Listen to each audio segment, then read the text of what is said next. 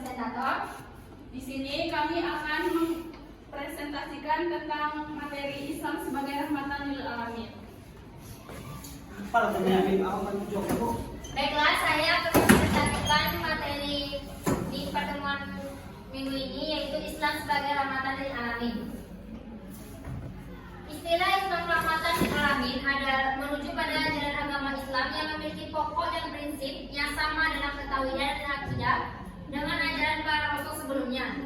Istilah tersebut kerap disematkan dalam dakwah-dakwah para ulama ketika menyiarkan agama Islam.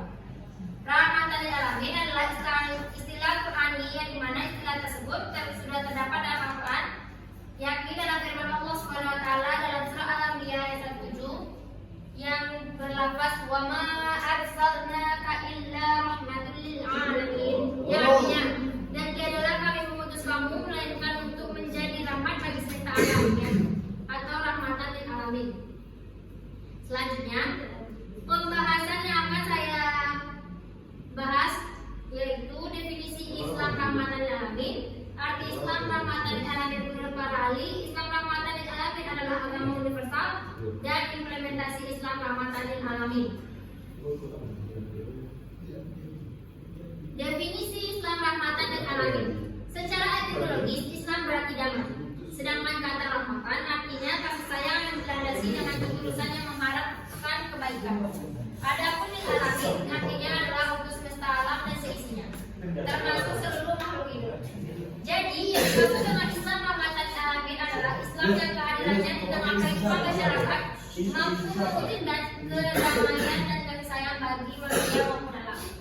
Islam tidak membenarkan adanya diskriminasi karena adanya perbedaan, baik itu perbedaan agama, suku, bangsa, warna ataupun kulit. Itu semua merupakan bagian dari tanda-tanda kekuasaan dan kebijaksanaan Allah Subhanahu wa taala dalam menciptakan dan mengatur makhluknya. Selanjutnya, arti Islam rahmatan lil alamin menurut para ahli. Menurut Ustaz Hanan Attaqi, yaitu Islam adalah agama yang menjadikan kita sebagai rahmatan lil alamin. Rahmatan di sini artinya kebaikan, kasih sayang dan manfaat. Nabi SAW mengatakan khairun nas anfa'uhum linnas. Manusia yang paling baik ialah yang paling banyak manfaatnya bagi orang lain. Kemanfaatan seorang muslim tidak hanya terbatas kepada sesama manusia tetapi juga kepada Allah serta kepada seluruh makhluk ciptaan Allah Subhanahu wa taala. Maka Nabi SAW bersabda, siapa yang menebang pohon bidara di tengah padang pasir, maka Allah Subhanahu wa taala akan menuangkan air panas ke kepalanya di antara air panas neraka. Hadis riwayat Abu Daud. Makna dari hadis tersebut ialah jika kita menebang pohon bidara yang merupakan pohon satu-satunya yang tumbuh di padang pasir yang panas itu, sehingga kalau kita menebang pohon bidara maka padang pasir tersebut tidak mempunyai tempat bernama lagi.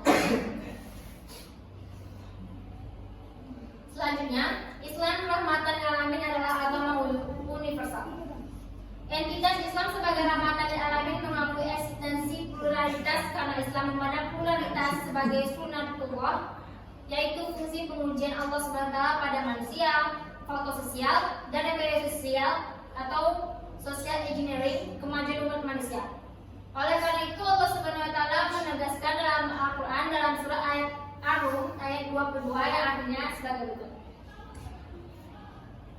Dan di antara tanda-tanda kekuasaannya ialah menciptakan langit dan bumi dan berlain-lainan bahasa kalian dan warna kulit kalian. Sesungguhnya pada yang demikian itu benar-benar terdapat tanda-tanda bagi orang-orang yang mengetahuinya. Firman Allah dalam surah Al-Hujurat ayat 13 yang maknanya, hai manusia, sungguh kami menciptakan kalian dari jenis laki-laki dan perempuan dan menjadikan kalian berbangsa-bangsa dan bersuku-suku supaya kalian saling kenal. Sungguh orang yang paling mulia di antara kalian di sisi Allah ialah orang yang paling bertakwa. Sungguh Allah Maha Mengetahui lagi Maha Mengenal. Islam rahmatan lil alamin adalah agama universal. Khairan Muhammad Arif dari Universitas Islam Negeri Syarif Hidayatullah Jakarta mengungkapkan dalam penelitiannya berjudul Islam rahmatan lil alamin dalam perspektif sosial dan budaya. Makna rahmatan lil alamin yakni ajaran Islam yang bersifat universal, global dan menyeluruh untuk semua manusia di dunia. Rahmatan lil alamin juga menetapkan bahwa Islam adalah agama dan syariat yang penuh dengan kasih sayang, cinta, persaudaraan dan kedamaian. Dalam Al-Quran banyak ayat yang memerintahkan kita untuk saling menjaga dan mempererat tali persaudaraan. Allah Subhanahu wa Ta'ala berfirman, maknanya yaitu sungguh orang-orang yang beriman itu bersaudara. Sebab itu damaikanlah, perbaikilah hubungan antara kedua saudaramu itu dan takutlah terhadap Allah, supaya kau mendapat rahmat. Almarhum Ki Haji Hashim Muzadi mengajukan 3 macam persaudaraan atau ukhuwah, yakni sebagai berikut. 1. Ukhuwah Islamiyah. Ukhuwah Islamiyah adalah persaudaraan yang tumbuh dan berkembang atas dasar keagamaan atau Islam, baik dalam skala lokal maupun nasional maupun internasional. Kedua, ukhuwah wataniyah. Ukhuwah wataniyah adalah persaudaraan yang tumbuh dan berkembang atas dasar kebangsaan. 3. Ukhuwah basyariah. Ukhuwah basyariah adalah persaudaraan yang tumbuh dan berkembang atas dasar kemanusiaan. Ketiga macam ukhuwah tersebut harus diwujudkan secara berimbang menurut porsinya masing-masing. Satu dengan lainnya tidak boleh bertentangan, sebab hanya melalui 3 hal tersebutlah ukhuwah inilah rahmatan alamin akan terrealisasi. Terakhir, implementasi Islam rahmatan alamin. Menurut Profesor Dr. Haji Abdinata MA memaparkan dalam bukunya Hikmi, buku studi Islam komprehensif, Islam rahmatan alamin sering dihubungkan dengan misi Rasul Nabi Muhammad SAW atau misi ajaran Islam. Konsep ini mengharuskan adanya sikap yang toleran, moderat, saling menghargai dan menyayangi. Rahmatan alamin juga memiliki prinsip penting, yakni jalan kemanusiaan, mendunia, komprehensif, realistis, toleransi dan memudahkan, serta konsep antara kontinuitas dan fleksibilitas. Rahmatan alamin sebagai perwujudan cita-cita Islam dalam kebangsaan dapat diaktualisasikan dengan 3 cara, yaitu memiliki ilmu pengetahuan yang luas yang memahami perkembangan teknologi dan sains. Kedua, tidak emosi dalam beragama, serta hati-hati dalam setiap ucapan, perbuatan serta tindakan. Jadi simpulan dari materi yang saya sampaikan ialah Islam rahmatan alamin adalah Islam yang anti kekerasan dan membuat kerusakan, pantang menghina, merendahkan atau membela, menebatin, menjadi prejudis atau suzon, mencari kesalahan orang lain atau tajassus, dan gibah.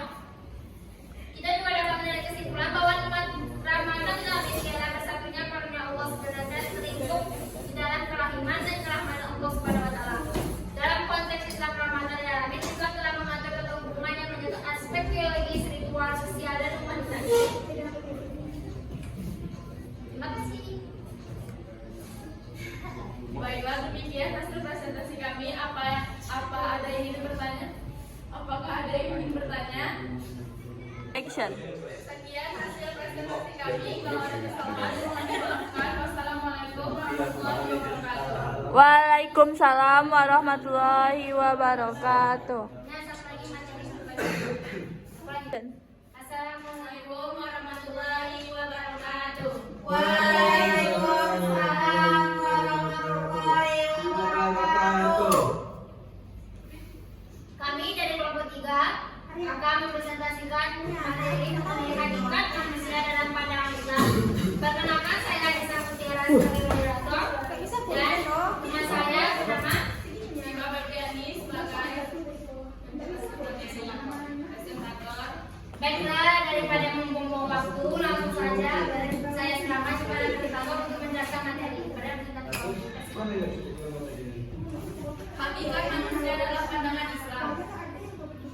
Definisi hakikat manusia dalam pandangan Islam. Hakikat manusia menurut Islam yakni sebagai hamba dan sebagai khalifah di bumi. Sebagai hamba, manusia harus tunduk dan patuh kepada ketuhanan Allah. Sedangkan sebagai khalifah, manusia menjadi utusan Allah untuk mengelola bumi demi kemaslahatan seluruh makhluk. Hakikat manusia dalam konsep Islam adalah makhluk yang diciptakan oleh Allah, memiliki berbagai potensi untuk tumbuh berkembang menuju pada kesempurnaan. Konsep hakikat manusia dalam pandangan Islam. Pertama, sistem pendidikan Islam harus dibangun di atas konsep kesatuan antara qauliyah dan qauliyah yang dapat diciptakan manusia intelektual dan berakal. Kedua, pendidikan Islam harus berupaya mengembangkan potensi yang dimiliki manusia secara maksimal sehingga dapat diwujudkan bermuatan skill, dan soft skill.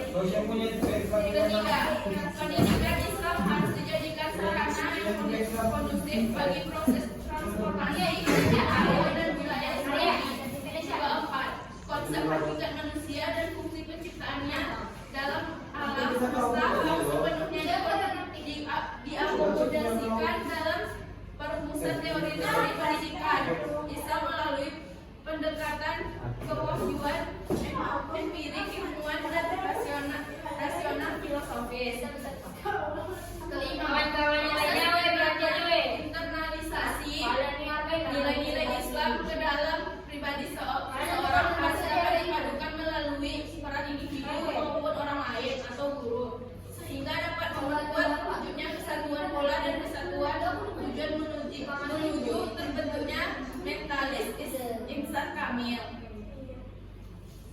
Secara etimologi, istilah manusia di dalam Al-Quran ada 4. Yang pertama al-bashar, yang kedua al-insan, yang ketiga al-nas, yang keempat Bani Adam. Hakikat manusia dalam pandangan Islam menurut al-bashar. Hakikat manusia dalam implikasinya pada pendidikan Islam, jurnal Al-Tariqah dijelaskan bahwa kata al-bashar dalam Al-Quran memiliki makna kulit, wajah atau tubuh yang menjadi 4 tumbuhnya rambut. Artinya, katakanlah Muhammad, sesungguhnya aku ini hanya seorang manusia seperti kamu yang telah menerima wahyu, bahwa sesungguhnya Tuhan kamu adalah Tuhan yang Maha Esa. Maka barang siapa berharap pertemuan dengan Tuhannya, maka hendaklah dia mengerjakan kebajikan dan janganlah dia mempersekutukan dengan sesuatu pun dalam beribadah kepada Tuhan. Quran Surat Al-Kahf ayat 110.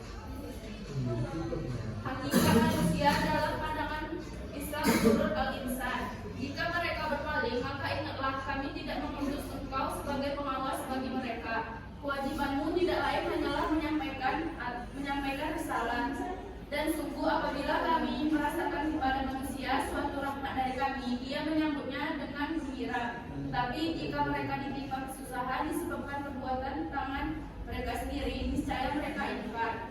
Sungguh manusia itu sangat ingkar kepada nikmat. Quran Surah Asy-Syu'ara ayat 48. Kata al-insan memiliki 2 makna terkait proses penciptaan manusia. Pertama, secara biologis, manusia berasal dari unsur tanah melalui makanan yang dikonsumsi dan melalui proses pembuahan. Kedua, manusia psikologis. Manusia ditiupkan roh dan diberikan berbagai potensi oleh Allah.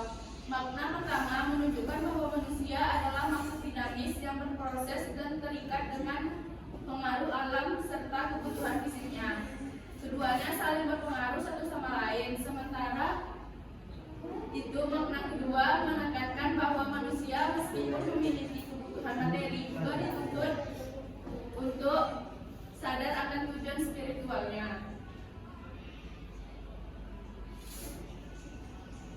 Arti hakikat manusia dalam pandangan Islam menurut Al-Nas. Artinya sebagai berikut, jika kamu tidak mampu membuatnya dan pasti tidak akan mampu, maka takutlah kamu akan api neraka yang bahan bakarnya manusia dan batu yang disediakan bagi orang-orang kafir. Surah Al-Baqarah ayat 24. Secara umum, penggunaan kata Al-Nas memiliki arti peringatan Allah kepada manusia terkait tindakan-tindakannya seperti bersikap pikir, mengingkari nikmat, juga dan sebagainya.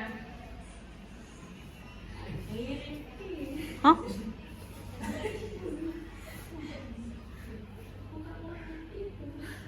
Arti hakikat manusia dalam pandangan Islam menurut Bani Adam. Secara etimologi, Bani Adam mengacu pada keturunan Nabi Adam alaihissalam. Dalam ungkapan ini, kadang juga menggunakan istilah zuriat Adam, seperti yang dinyatakan Allah Subhanahu wa Ta'ala berfirman sebagai berikut. Ya Bani Adam, huzur ya.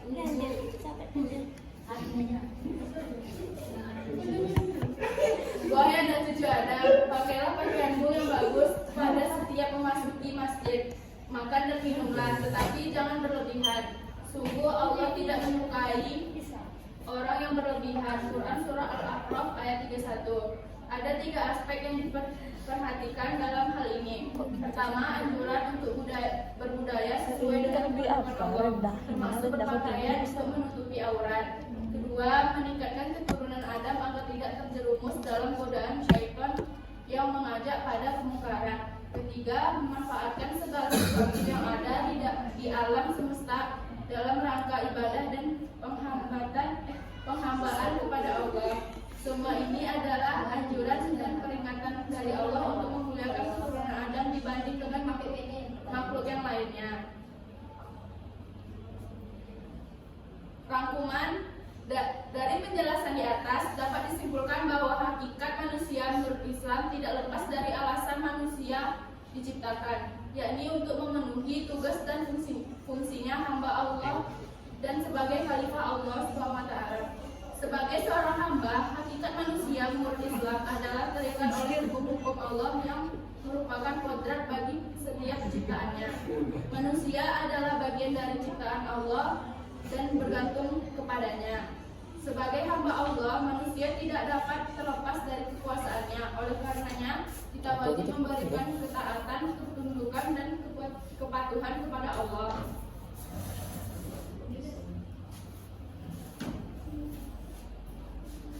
Sekian, terima kasih.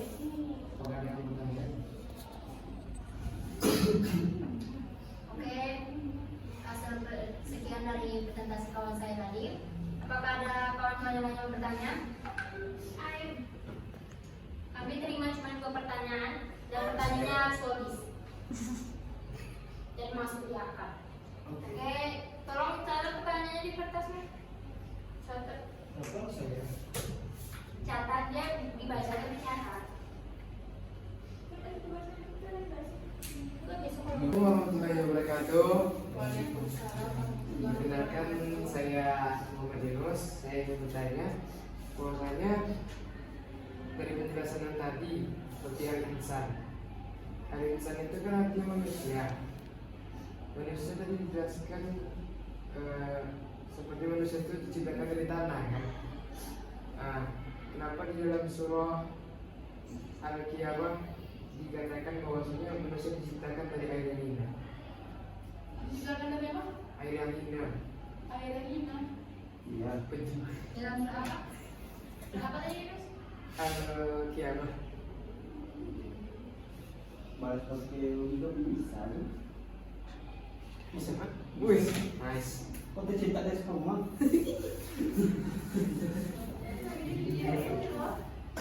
Itu muncul. Itu kan yang hina.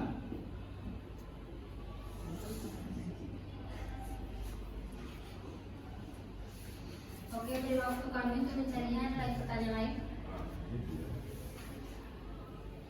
Ada lagi? Next. Ada ya? Question. Baiklah, saya akan menjawab pertanyaan Yunus. Dalam surah Al-Qiyamah ayat 37 yang artinya kan bukankah dia manusia dahulu setetes mani yang ditumpahkan di dalam rahim. Maksud dari itu ialah sesungguhnya kami telah menciptakan manusia dari setetes mani yang bercampur dengan yang kami hendak mengujinya dengan perintah dan larangan. Karena itu kami jadikan dia mendengar dan melihat. Kan kita diciptakan dari sana. Yang dalam Al-Quran kita dikirim melalui air mani yang dikirim ke ibu lah ya kan. Sebelum ibu itu ada, lahirlah Nabi Adam yang diciptakan dari tanah. Ya kan? Ya, jadi biar memperbanyakkan Adam dan Hawa kan diciptakan dari tanah. Itu Nabi SAW yang merupakan manusia yang pertama diciptakan. Adam kan? Lalu setelah Allah ciptakan lagi dari rusuk Adam, Hawa. Mereka berdua untuk memperbanyak keturunan atau yang dikehendaki Allah, makanya Allah turunkanlah air mani kepada Siti Hawa. Dan jadilah anak-anak Nabi Adam dan teruslah sampai kita. Itu maksudnya dari surah Qiyamah. Tapi yang paling intinya memang dia manusia diciptakan dari tanah. Itu yang saya ingin saya pegang. Oke, sekian dari kami. Mohon maaf apabila ada kekurangan. Wabillahi taufiq wal hidayah. Assalamualaikum.